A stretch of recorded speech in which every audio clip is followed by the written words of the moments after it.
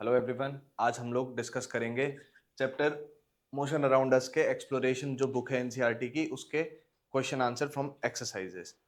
कुछ सवाल हम डिस्कस करेंगे, कुछ सवाल मैं आप लोगों को करने के लिए दूंगा। आइए शुरू करते हैं।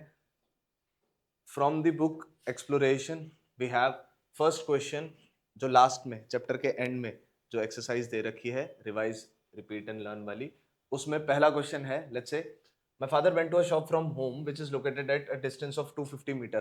तो यहां पर होम, यहां पर शॉप। ओके, इन दोनों के बीच का डिस्टेंस इस क्वेश्चन के हिसाब से 250 मीटर है। So there is a person who travels from home to the shop which is 250 metre from its home, और वहां पहुंच के उन्हें पता लगता है कि वो कैरी बैग लाना भूल गए। So he travels back carry bag लेने के लिए। कैरी बैग लेते हैं, वापस शॉप की ओर जाते हैं, सामान लेते हैं, परचेज के लिए जाते हैं, and then he returns back. इस तरीके का मोशन हमें इस क्वेश्चन में गिवन है और हमसे कहा गया है that we have to calculate what is the total distance travelled and what is the net displacement. तो देखिए, क्योंकि मोशन घर से शुरू हुआ था और सब कुछ करने के बाद मोशन एंड भी घर पर हुआ है, तो obviously the net displacement is 0।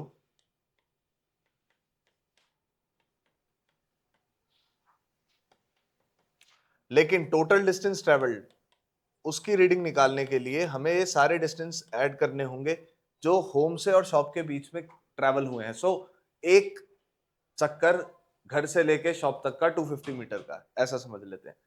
तो एक बार दुकान गए, फिर वहां से कैरी बैग लेने आए, 2 बार, तीसरी बार सामान खरीदने गए, और चौथी बार सामान लेकर शॉप से घर आए। तो total distance can be calculated as 4 into 250 which is 1000 metres.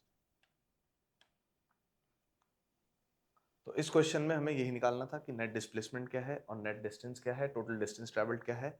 Net displacement निकालने के लिए हम लोगों ने फाइनल और इनिशियल पोजीशन देखी, वो सेम थी। घर से मोशन शुरू हुआ, वापस घर पे आकर ही खत्म हुआ, तो डिस्प्लेसमेंट वुड बी 0। और उसके बाद टोटल डिस्टेंस कैलकुलेट करने के लिए हमने डिस्टेंस को प्लस करते गए। घर से शॉप तक गए 250, शॉप से घर आए फिर से 250, फिर दोबारा यही मोशन एक बार और, घर से शॉप और शॉप से घर। तो टोटल 4 राउंड्स घर से शॉप तक के और शॉप से घर तक के लगे, और हमने एक डिस्टेंस को 4 से मल्टीप्लाई कर दिया, तो हमारा आंसर 1000 मीटर। ये पहला क्वेश्चन था, बड़ा आसान, टोटल डिस्प्लेसमेंट और टोटल डिस्टेंस का। Now let's move on to the second question. Okay, ये कुछ इस तरीके से है। A student runs from a ground floor to the fourth floor. Let's say यहाँ पर हमारा ग्राउंड फ्लोर है, first floor, second floor, third floor and fourth floor. इस तरीके से एक बिल्डिंग में डिफरेंट फ्लोर्स हैं। तो अपने क्लासरूम से वो फोर्थ फ्लोर पर कुछ सामान लेने के लिए जाता है, वापस आता है, और सेकंड फ्लोर पे उसका क्लासरूम है। यहां पर क्लासरूम, मोशन यहां से शुरू हुआ बच्चों, ग्राउंड फ्लोर से फोर्थ फ्लोर, फोर्थ फ्लोर से सेकंड फ्लोर। ये था टोटल मोशन इस तरीके से। तो एक बच्चा ग्राउंड फ्लोर से फोर्थ फ्लोर जाता है कुछ सामान लेने के लिए, वहां से वापस अपने क्लासरूम सेकंड फ्लोर में आकर बैठ जाता है। Now we have to calculate the total distance and the total displacement from first floor, ground floor, जहां से मोशन स्टार्ट हुआ था। हर फ्लोर के बीच का डिस्टेंस इज 3 मीटर्स और ये कांस्टेंट है।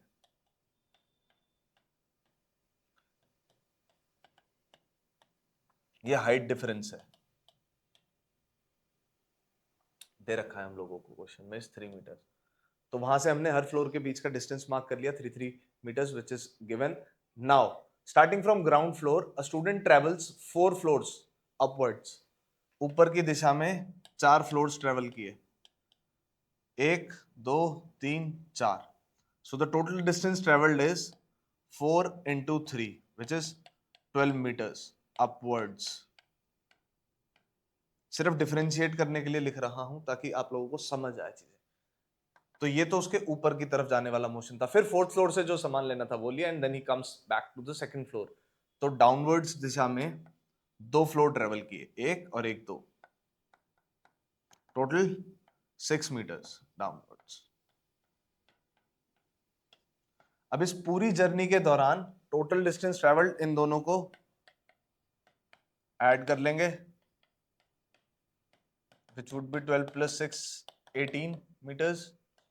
Now for total displacement, since our displacement depends on the final and initial position only, the initial position is ground floor, final position is second floor.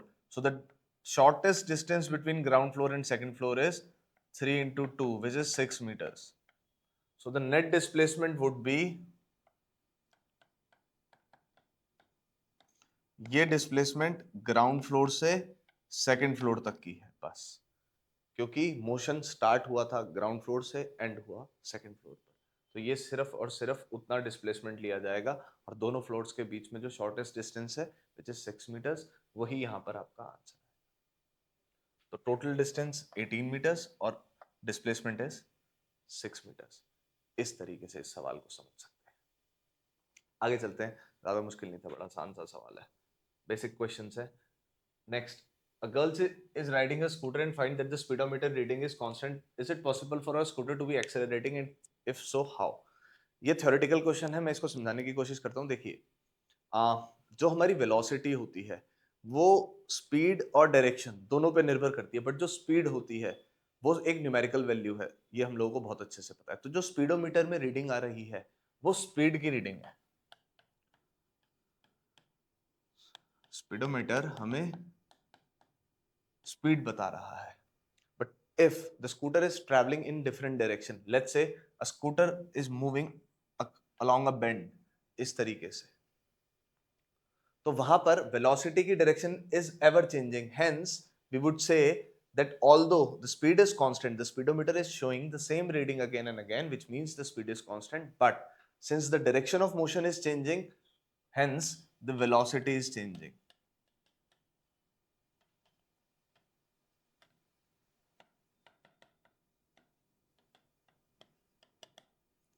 क्योंकि velocity direction के साथ भी बदलती है, and since the velocity is changing, we would say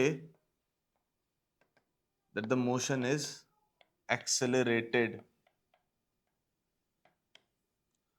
positive acceleration है, negative acceleration है, उस चीज की बात नहीं कही गई, बस सिर्फ ये बात पूछी गई है कि क्या ऐसा हो सकता है कि स्पीडोमीटर कांस्टेंट स्पीड की रीडिंग दिखा रहा है, बट उसके बावजूद भी द मोशन इज एक्सेलरेटिंग। हाँ, ऐसा हो सकता है, the motion is can be accelerating if the direction of velocity is changing.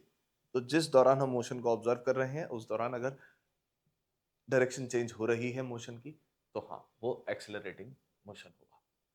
बहुत सिंपल सा क्वेश्चन है जिसमें वेलोसिटी और स्पीड के कॉन्सेप्ट्स को यूज करके एक्सेलरेशन को कैसे जज किया जा सकता है ये बताया गया है।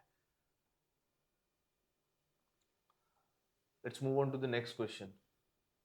ओके, एक कार का मोशन ऑब्जर्व किया and we have found that a car starts from rest. तो बच्चों, जब भी ऐसा आपको देखने को मिलेगा कि a motion starting from rest, you would write u equals 0, which is initial velocity.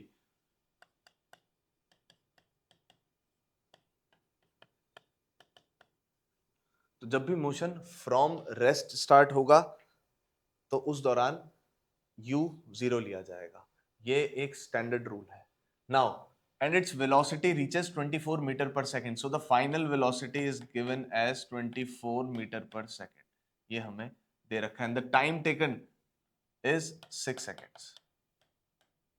एक ऑब्जेक्ट था, रेस्ट से मोशन स्टार्ट करता था, 24 मीटर पर सेकंड की स्पीड अचीव करता है, इस स्पीड को अचीव करने में उसको 6 सेकंड्स लगते हैं। ये क्वेश्चन है, हमें निकालना है average acceleration and the distance travelled. Average acceleration and the distance travelled. तो एक्सेलरेशन का फॉर्मूला पकड़ लेते हैं, v minus u over T. v की value 24, u 0, t 6, 4 metre per second square. तो एक्सेलरेशन कैलकुलेट करने के लिए हमने एक्सेलरेशन का फॉर्मूला यूज किया। हमें तीनों quantities v, u and t given थी क्वेश्चन में, हमने वैल्यू सब्स्टिट्यूट करी, सॉल्व करा, आंसर आ गया। Next we have to calculate the distance travelled in these 6 seconds. So to calculate the distance travelled we would use s equals ut plus half at square. इस equation को use कर सकते हैं, और v square equals to u square plus 2as। इस equation को use करके भी s कैलकुलेट कर सकते हैं, डजंट मैटर आप कौन सी इक्वेशन यूज करते हैं, the answer would be the same. हर कैसे ऐसे करें चाहे ऐसे करें, आंसर सेम आएगा। तो हम फटाफट से ऐसे कर लेते हैं। सिंस u 0 है तो हमारी ये पहली वाली टर्म तो 0 हो गई, यहां से सिर्फ अपने पास हाफ ए टी स्क्वायर रह गया। Will substitute the values of A and T, और इसको हम कैलकुलेट कर लेंगे अपना। तो 6 का स्क्वायर 36 हो गया, 2 से 4 कैंसिल कर लेते हैं, 36 इंटू 2 वुड बी 72। ये आपका डिस्टेंस ट्रेवल्ड आ गया। इररिस्पेक्टिव आप ये वाली इक्वेशन यूज करके डिस्प्लेसमेंट निकालें या फिर आप ये वाली इक्वेशन यूज करके डिस्टेंस निकालें, the answer would be the same. You only have to substitute the values of the known quantities and find the value of the unknown quantity, which is s in this case. इतना सा question है। u v t acceleration का formula निकाला, पहला part, displacement का formula लगाया equation of motion से, second part. बस 2 ही पार्ट है इस सवाल के। आगे चलते हैं। चलिए, इस क्वेश्चन में हमें क्वेश्चन में ही दे रखा है कि motor bike moving with initial velocity, so the initial velocity is 28। लिख लेते हैं। क्वेश्चन में जो भी न्यूमेरिकल वैल्यूज दे रखी हैं उनको पहले लिख लीजिए, उससे आपको फॉर्मूला कौन सा यूज होगा वो अंदाजा लगाने में आसानी रहती है। And the constant acceleration stops after travelling 98 metres. Since, अब ये दूसरा कॉन्सेप्ट है, अगर मोशन रेस्ट से स्टार्ट हो रहा है तो u0, और अगर मोशन चल रहा था और फाइनली ऑब्जेक्ट रुक गया तो v0। फिर से, अगर ऑब्जेक्ट रेस्ट से स्टार्ट करता है अपना motion, in that scenario we would take u as equal to 0, and if the motion comes to a rest, an object comes to a rest, then v would be taken as 0, क्योंकि रुक गया था अंत में, इसलिए v equals to 0। अब इस motion के दौरान इसने टोटल 98 मीटर्स ट्रेवल करे, हमें निकालना है acceleration and the time taken. ये 2 चीजें हमें कैलकुलेट करनी है, ये 3 चीजें हमें दे रखी हैं। Although v was not directly given, but it was given in the language of question that the object comes to rest, hence we have taken v equals to 0। आप देखिए, ये 2 चीजें निकालनी है, ये 3 चीजें दे रखी हैं, इनको कनेक्ट करने वाली इक्वेशंस हमने यूज करनी है, so that we would be able to calculate the answer। तो सबसे पहले हम पकड़ते हैं v square equals to u square plus 2as, ये वाली इक्वेशन पकड़ते हैं। इस इक्वेशन में हमको s गिवन है, u गिवन है, v पता है, a कैलकुलेट करना है। ठीक, आइए शुरू करते हैं। So the v is 0, u is 28 square plus 2 into a we have to calculate, and s is 98। ऐसा, ठीक है। टर्म्स को रीअरेंज करते हैं, -28 स्क्वायर डिवाइडेड बाय 2 इंटू 98, ये आपका एक्सेलरेशन आ जाएगा। 28 का स्क्वायर इधर मूव करा, -28, 2 और 98 डिवीजन में चले गए, so the A would be this value. ये आप लोग खुद कैलकुलेट करेंगे, लास्ट में कैलकुलेशंस जो हैं वो इजी हैं, वो आप लोगों के लिए छोड़ दूंगा मैं आपको कंसेप्ट क्लियर कर दूंगा, फॉर्मूलेज क्लियर कर दूंगा, बट मेन कैलकुलेशन वो आप लोग खुद कर लीजिएगा। अब एक जरूरी चीज, एक्सेलरेशन के साथ ही आने वाला नेगेटिव साइन। सो इस केस में हमारी एक्सेलरेशन नेगेटिव आ रही है, the only reason is since the object is stopping, रुक रहा है, तो ऐसा तब होगा जब ब्रेक्स लगे होंगे, और अगर ब्रेक लगे होंगे तो एक्सेलरेशन डिक्रीज हो रहा होगा, और अगर एक्सेलरेशन डिक्रीज हो रहा होगा तो नेगेटिव वैल्यू आएगी, और ये जो नेगेटिव वैल्यू ऑफ एक्सेलरेशन है ये हमें ये दिखाता है ये रिटार्डेशन है। इसको हम रिटार्डेशन भी बोल सकते हैं, तो इस तरीके से, या डिसेलरेशन भी बोल सकते हैं, वो आपके ऊपर है आप कौन सा टेक्निकल टर्म यूज करते हैं। But the thing is, negative acceleration shows that the velocity is decreasing with time, it is not increasing, it is decreasing. Since the velocity is decreasing, hence the object was able to stop at a given time. अब वो time भी निकालना है कि कितनी देर में रुका था। तो देखिए, इस क्वेश्चन से आपने एक्सेलरेशन कैलकुलेट कर लिया है, उसके बाद will use the formula v equals to u plus 80, जिसमें v 0 है, u 28 है, ए आप यहां से कैलकुलेट करेंगे, वो वैल्यू यहां सब्स्टिट्यूट करेंगे और टाइम आप कैलकुलेट कर लेंगे। So the time would be -28 upon a. जो भी एक्सेलरेशन की वैल्यू आएगी वो यहां पर आप सब्स्टिट्यूट करेंगे, सॉल्व करेंगे, you will get your answer. So the time, इसकी यूनिट सेकंड्स होगी बच्चों। अब यूनिट्स का बहुत खास ख्याल रखना है। क्वेश्चन में जिस यूनिट में हमें चीजें दे रखी हैं, we would try to calculate our answer in those SI units only. हम उन्हीं एसआई यूनिट्स को यूज करेंगे जिस हिसाब से क्वेश्चन में हमें वैल्यूज दे रखी हैं। So initial velocity is in metre per second, distance is in metre, so the time would be in second only. तो उसको हम सेकंड में ही कैलकुलेट करेंगे। और इसी तरीके से हम एक्सेलरेशन को भी मीटर पर सेकंड स्क्वायर में कैलकुलेट करेंगे। ये जरूरी है हम लोगों के लिए कि हम ऐसा यूनिट्स को या फिर वो यूनिट्स जो क्वेश्चन में हमें दे रखी है उन्हें सेम रखें। अगर ऐसा नहीं है, चेंजिंग यूनिट्स हैं, तो हमारी मर्जी, हम अपना आंसर कौन सी यूनिट में कैलकुलेट करते हैं। बट एक तरीका होता है, since we are students of science, हम अपना आंसर ऐसा यूनिट में कैलकुलेट करना चाहें ज्यादा से ज्यादा। ठीक बच्चों, आगे चलते हैं। Next question. ओके, ये भी एक कंसेप्चुअल क्वेश्चन है जिसमें हमें ये डायग्राम दे रखा है। इस डायग्राम के हिसाब से हमें दो ऑब्जेक्ट्स ए और बी, ये दो ऑब्जेक्ट्स हैं जिनका मोशन एक्सप्लेन किया गया है with the help of position time graph, या फिर डिस्प्लेसमेंट टाइम ग्राफ, या फिर डिस्टेंस टाइम ग्राफ, जैसे भी आप लोगों ने पढ़ा होगा। तो पोजीशन टाइम ग्राफ के आधार पर हमें इनका मोशन दिया गया है। And these are two steep sloping lines which are going up. ऊपर जाती हुई स्लोपिंग लाइंस है, ये हमें क्वेश्चन में देखने को मिल रहा है। हमसे क्या पूछा गया है? Do objects A and be ever have equal velocity and justify your answer. हमें अपने आंसर को जस्टिफाई भी करना है और ये भी बताना है क्या ए और बी की वेलोसिटी कभी भी इक्वल थी। तो बच्चों, क्योंकि ये एक पोजीशन टाइम ग्राफ है, ये वेलोसिटी टाइम ग्राफ नहीं है, तो हम ये इजीली कह सकते हैं कि देखिए, ए और बी की velocities, although the velocities of A and B are constant,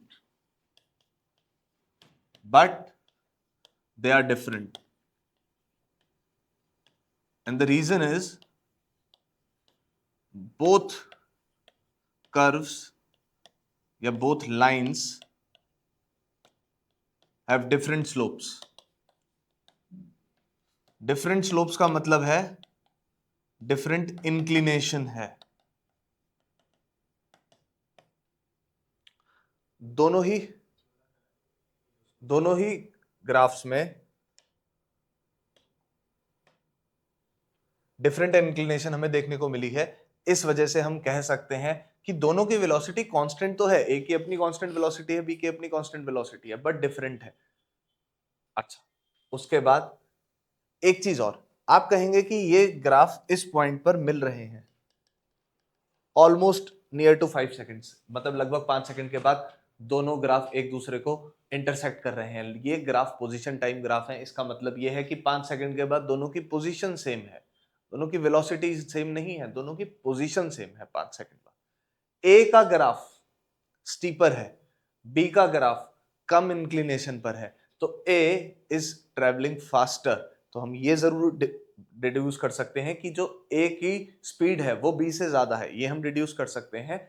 but दोनों की वेलोसिटी सेम नहीं है, दोनों की स्पीड सेम नहीं है, और दोनों 5 सेकंड के लगभग 5 सेकंड बाद सेम पोजीशन पर होंगे।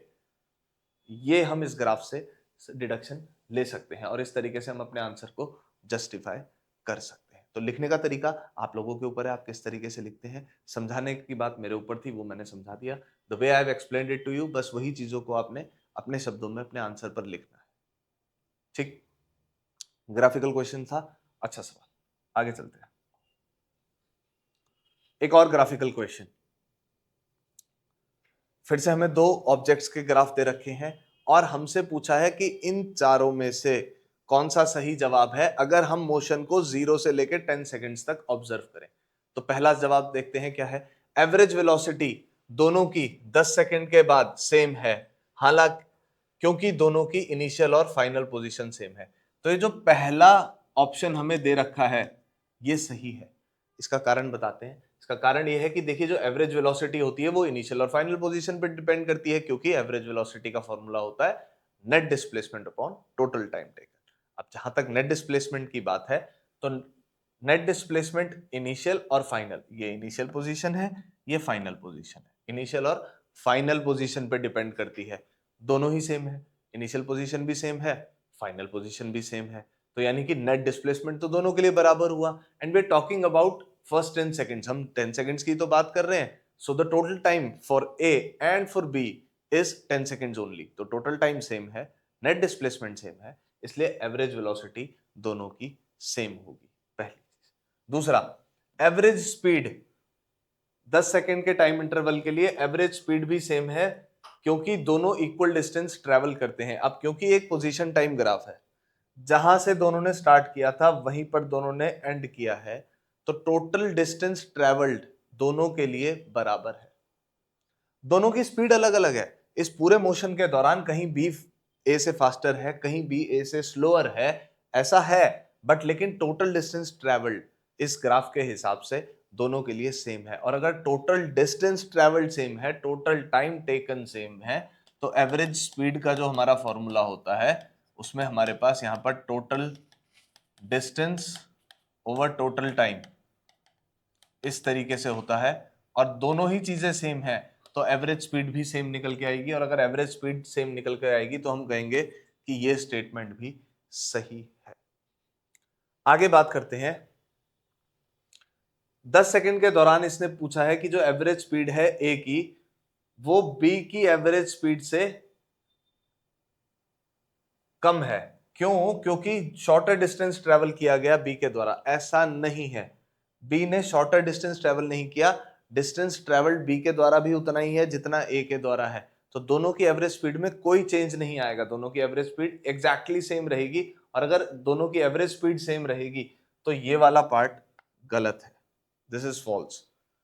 Now average speed of A is greater than that of B and B's speed is lower than A in some part। तो देखिए ऐसा है, B की स्पीड कहीं कहीं पर A से लोअर है, बट कहीं कहीं पर उसकी स्पीड A से ज्यादा भी है। अगर हम इतने पोर्शन को ऑब्जर्व करें ग्राफ के, तो इसका इंक्लिनेशन कुछ इस तरीके से है, इतने पोर्शन में इंक्लिनेशन इस तरीके से है, और यहां के बाद इंक्लिनेशन स्टीप हो रहा है।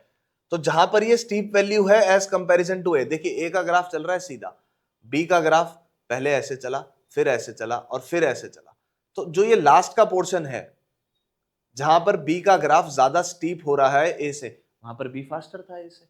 जहां पर बी का ग्राफ ए से कम स्टीप है, वहां पर बी स्लोअर था ए से। तो हाँ, कुछ पोर्शन में ऐसा था कि बी स्लोअर है, बट कुछ पोर्शन में बी फास्ट है ए से। ये हमारे ग्राफ की स्टीपनेस बताती है।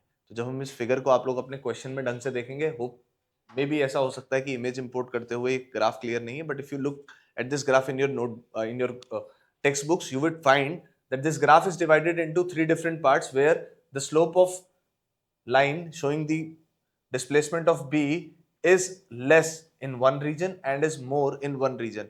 So जहां पर हमें स्लोप ज्यादा मिल रहा है वहां पर B फास्टर है। तो ये लास्ट वाला पॉइंट भी आपका गलत है, सिर्फ फर्स्ट और सेकंड वाले पॉइंट हमारे सही है। आगे चलते हैं नेक्स्ट क्वेश्चन की तरफ। एंड ओके, ये क्वेश्चन एक रियल लाइफ प्रॉब्लम पर है, और क्वेश्चन इस तरीके से है कि एक ट्रक ड्राइवर है जो ड्राइव कर रहा था 54 किलोमीटर पर आवर की स्पीड से ड्राइव कर रहा था। So the motion was initially at 54 kilometre per our. इस स्पीड पर ऑब्जेक्ट मूव कर रहा था। उसने एक रोड का साइन देखा जिसपे देखा कि speed limit is 40 kilometre per hour for trucks. तो अब क्या करता है, वो अपनी स्पीड को स्लो करता है, और अपनी स्पीड को स्लो करके 36 किलोमीटर पर आवर पर ले आता है। So final V is 36 kilometre per our. कितना समय लगा इसको करने में? 36 सेकेंड्स। इस पूरे मोशन को अटेन करने में, अपनी स्पीड 54 से 36 लाने में उसको 36 सेकेंड्स लगे। अब हमसे ये पूछा गया है कि अगर इसका एक्सेलरेशन कांस्टेंट था ड्यूरिंग चेंज ऑफ वेलोसिटी, इस वेलोसिटी चेंज के दौरान यदि इसका एक्सेलरेशन कांस्टेंट था, तो इसको कितना डिस्टेंस ट्रेवल करना पड़ेगा ताकि इसकी स्पीड 36 तक पहुंच जाए 54 से। तो इस दौरान इसने कितना डिस्टेंस ट्रेवल किया? So we have to calculate the distance. ये हमें ठीक हो गया। चलिए, तो सबसे पहले देखिए टाइम बच्चों सेकंड में दे रखा है और स्पीड आपको किलोमीटर पर आवर में दे रखी है। तो दो चीजें हैं, या तो आप टाइम को आवर में कन्वर्ट कर लीजिए या फिर आप स्पीड को मीटर पर सेकंड में कन्वर्ट कर लीजिए। तो हम स्पीड को मीटर पर सेकंड में कन्वर्ट कर लेते हैं, और स्पीड को मीटर पर सेकंड में कन्वर्ट करने के लिए किलोमीटर पर आवर को 5/18 से मल्टीप्लाई करते हैं और मीटर पर सेकंड में कन्वर्ट हो जाता है। तो u को कन्वर्ट करने के लिए 54 into 5/18 which is 15 meter per second, and then v which is 36 multiplied by 5/18 which would be 10। तो हमने दोनों स्पीड्स को मीटर पर सेकंड में कन्वर्ट कर लिया। अच्छा, now will use the formula v square equals u square plus 2as, या फिर v equals u plus s equals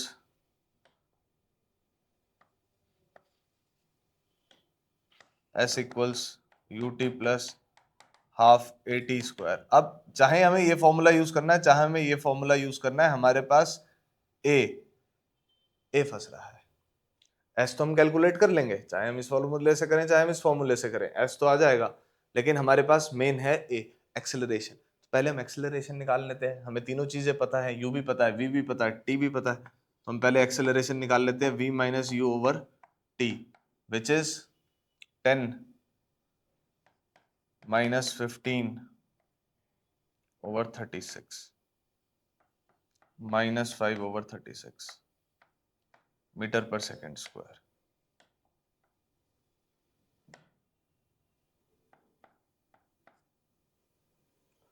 तो इस तरीके से हमने एक्सेलरेशन कैलकुलेट कर लिया। अब इस एक्सेलरेशन की वैल्यू आप इस इक्वेशन में यूज कर लीजिए, चाहे इस इक्वेशन में यूज कर लीजिए। आपको v पता है, u पता है और t भी पता है।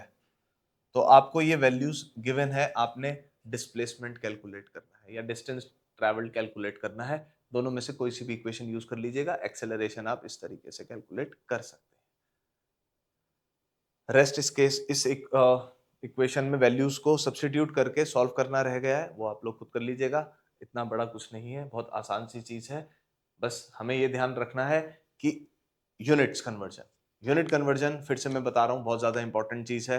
आंसर गलत आता ही इसलिए है क्योंकि हम यूनिट कन्वर्ट करना भूल जाते हैं। अगर हम यूनिट कन्वर्ट करके चीजों को करेंगे तो सही जवाब ही निकलेंगे। Next question.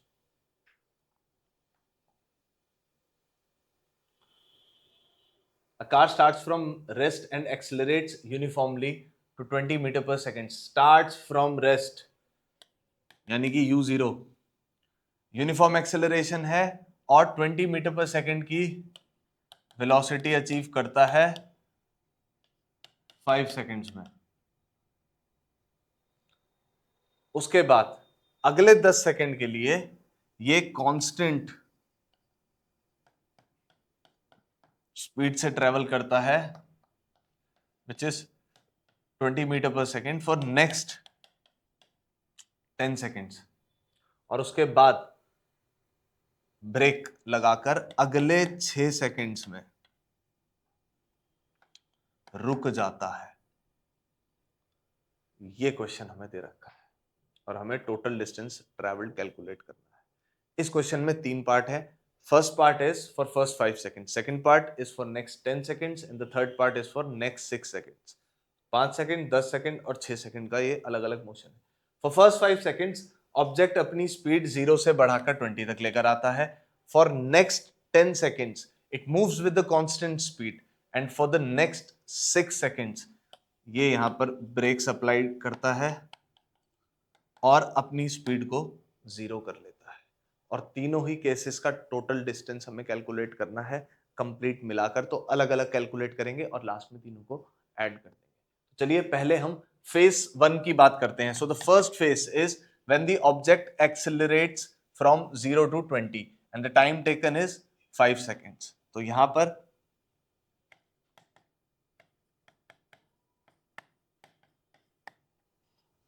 हम ये वाला फॉर्मूला यूज करते हैं और कैलकुलेट कर लेते हैं कितना डिस्टेंस ट्रैवल किया इसने।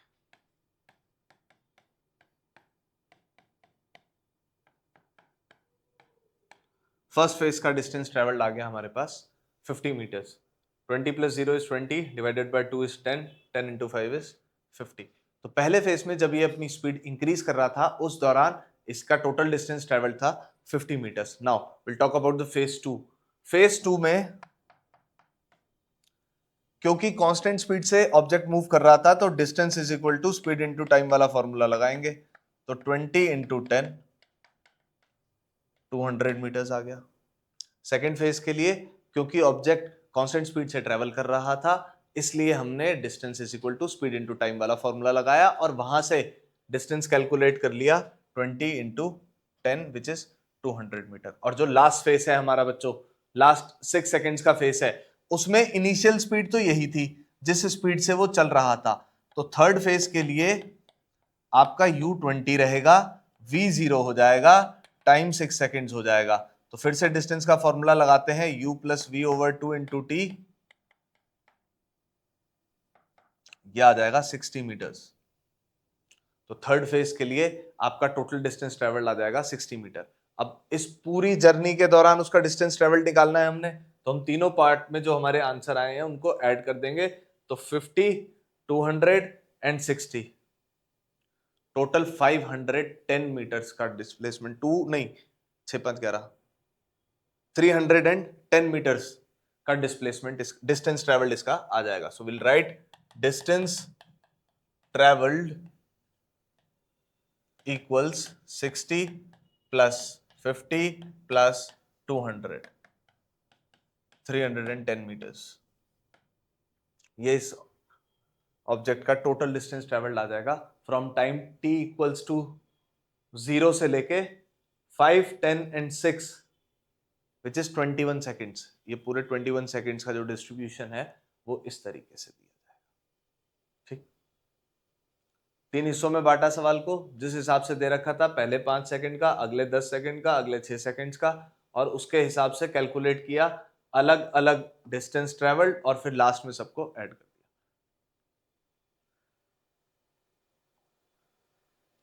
ओके, नाउ अ बस is travelling eight 36 km/h। Travelling eight यानी कि जो हमारा मोशन है वो शुरू ही 36 km/h से हो रहा है। When the driver sees an obstacle 30 meters ahead, तो safe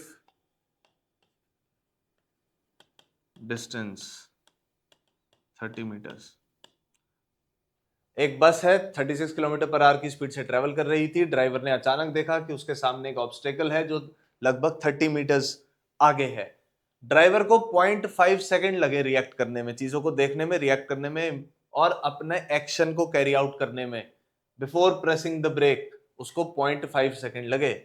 एक बार जब ब्रेक लग गई तो बस की वेलोसिटी घटना शुरू हुई with constant acceleration of 2.5, with a constant acceleration of 2.5 metre पर सेकेंड स्क्वायर। नेगेटिव साइन इसलिए लगाया है क्योंकि रिड्यूसिंग एक्सेलरेशन है या फिर रिटार्डेशन है, क्योंकि स्पीड रिड्यूस हो रही थी। तो उसने कहा कि बस की वेलोसिटी जो है वो कांस्टेंट एक्सेलरेशन से रिड्यूस होती है और हमें यह बताना है कि क्या बस इस ऑब्स्टेकल तक पहुंचने से पहले रुक पाएगी या नहीं रुक पाएगी। तो ये हमें कैलकुलेट करना पड़ेगा इस इंफॉर्मेशन की मदद से, कितना डिस्टेंस ट्रैवल हुआ इस इंफॉर्मेशन। तो फाइनल जो वेलोसिटी है हमारी, क्योंकि बस ने रुकना है, वो हम 0 लेंगे। और इन तीन की मदद से, इन तीन वेरिएबल्स की मदद से हमें वैल्यू कैलकुलेट करनी है distance travelled by the bus before it comes to rest. रुकने से पहले बस कितना चली होगी, ये हमें कैलकुलेट करना है। ठीक हो गया? तो चलिए फॉर्मूला लगाते हैं। उससे पहले अपनी इनिशियल वेलोसिटी को मीटर पर सेकंड में चेंज कर लेंगे। सो 36